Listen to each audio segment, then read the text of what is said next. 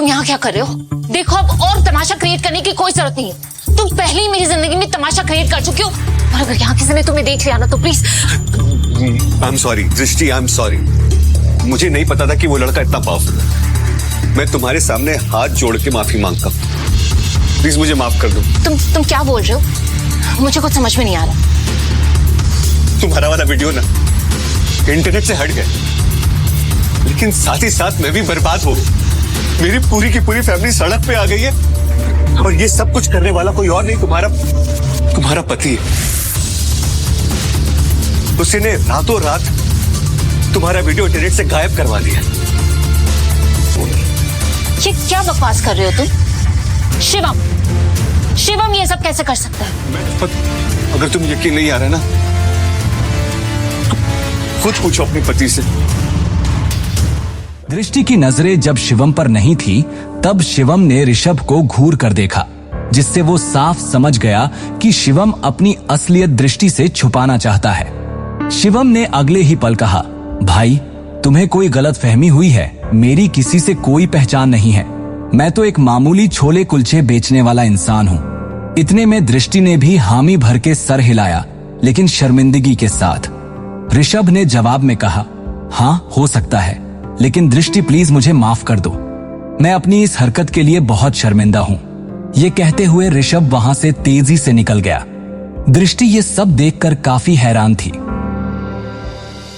ये सब जो अभी अभी हुआ था, ये किसी जादुई सपने से कम नहीं था। लेकिन एक बात जो अब भी सबकी नजरों से शिवम ने छुपाकर रखी थी, वो थी उसकी आंतरिक शक्तियां, जिसे शिवम उजागर करने की कोशिश कई दिनों से कर रहा था। शिवम वहां से निकलकर एक शादी में गया था, जहां उसे करण मिला था, जो कि दृष्टि का कजन था। वो शिवम को बेइज्जत करने से कभी बाज नहीं आता था। शिवम और उसके बीच नोक-झोंक कई समय से चलती आ रही थी, लेकिन उस दिन शिवम ने करण की बेइज्जती पूरे रिश्तेदारों के सामने कर दी और वहां से घर चला गया। करण ने अपने गुस्से को पी लिया और ठान लिया कि वो शिवम को नहीं बख्शेगा।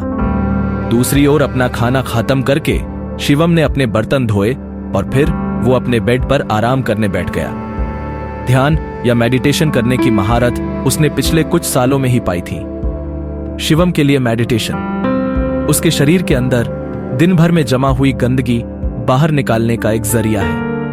और तभी शिवम ने हाथ आगे बढ़ाया और बेड के साइड में रखा एक काला पत्थर उठाया। उसे मुट्ठी में बंद कर जैसे ही उसने हाथ को हल्के से घुमाया, वो पत्थर राख बन उसकी उंगलियों के बीच से सरक गया। शिवम की आंखों में उत्साह भर गया और उसने खुद से कहा, भस्म शक्ति ने अपना रूप ले लिया है। अरजा, उसके गुरु ने भी तो यही कहा था कि वो तक्षक महल का वंशज तभी माना जाएगा जब वो अपनी अंदरूनी शक्तियों को जगा लेगा, और तब उसकी तलाश शुरू होगी ढूंढने के लिए रायजादा परिवार के उन खास लोगों को जिनसे वो अपने गुरु के निशानी के तौर पर दिए जेड पत्थर की मदद से मिल पाएगा। वही वो पल होगा जब शिवम अपनी जिंदगी को बदल पाएगा।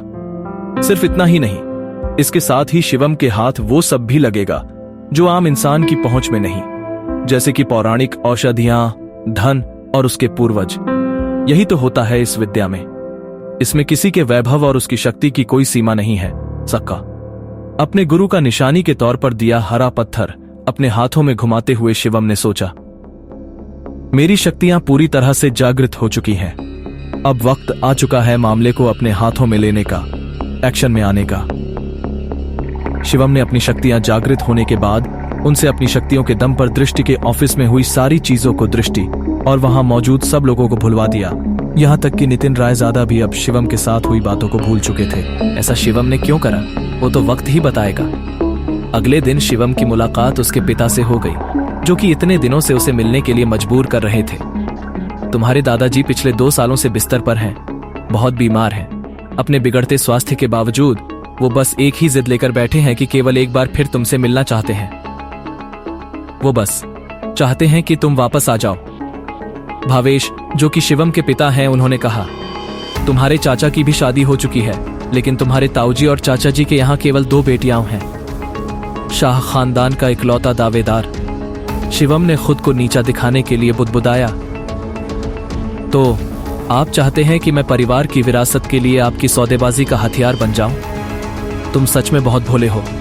भावेश ने ठंडे स्वर में कहा, हमारे परिवार का जो व्यापार है उसकी अनगिनत शाखाओं के अलावा हमारे शाह परिवार का दिल्ली और उसके आसपास के इलाकों में एक बड़ा पारिवारिक व्यवसाय है।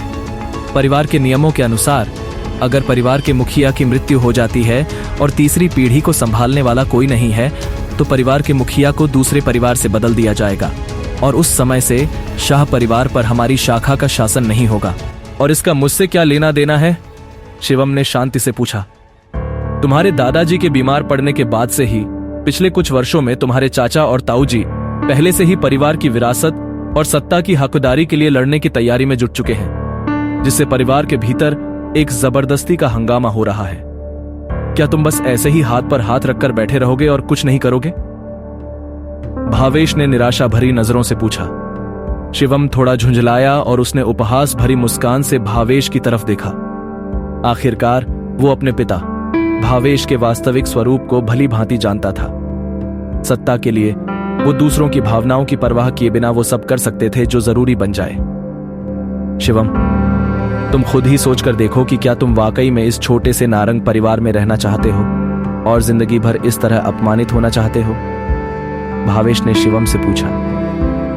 कल नारंग परिवार की शादी के दौरान तुम्हें इतना बड़ा अपमान सहना पड़ा। भावेश ने कहा, क्या तुम उनसे बदला लेने की शक्ति नहीं चाहते? क्या तुम नहीं चाहते कि तुम्हें वो रुतबा, वो शोहरत, वो ताकत मिल जाए कि तुम जब चाहो तब पूरे नारंग परिवार को अपने सामने पैरों पर घुटने टेकने के लिए मजबूर कर दो? भावेश के ये कहते ही शिवम ने उसकी तरफ देखा और फिर एक गहरी सोच में डूब गया। आगे की कहानी जानने के लिए देखिए अगला एपिसोड सिर्फ पॉकेट एफएम के यूट्यूब चैनल पर और शिवम द हिडन वॉरियर के सारे एपिसोड्स को सुनने के लिए डिस्क्रिप्शन में दी लिंक से डाउनलोड करें पॉकेट एफएम ऐप।